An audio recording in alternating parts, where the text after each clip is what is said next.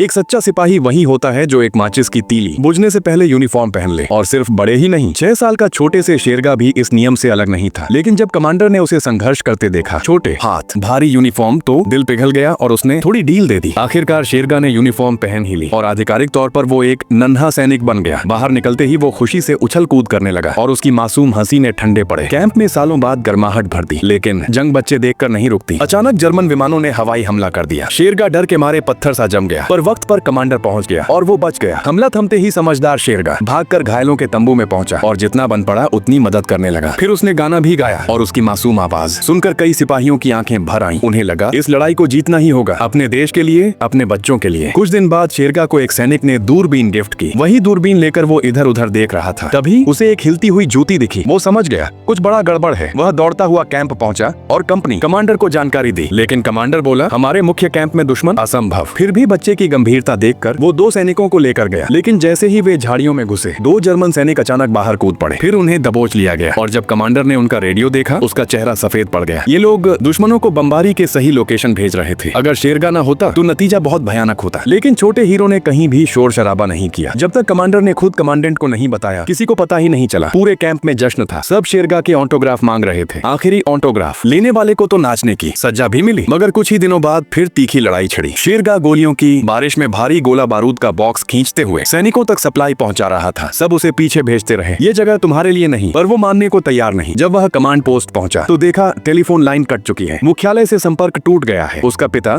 जो रेजिमेंट का अफसर था, चिंता में डूबा था। पर शेरगा बिना एक सेकंड सोचे सीधे ट्रेंचेस के बाहर निकल गया। गोलियों की बारिश में ये 6 साल का बच्चा द्वितीय विश्व युद्ध में सोवियत सेना का सबसे छोटा बाल सैनिक था। और फिर उसने अपने छोटे कद का फायदा उठाकर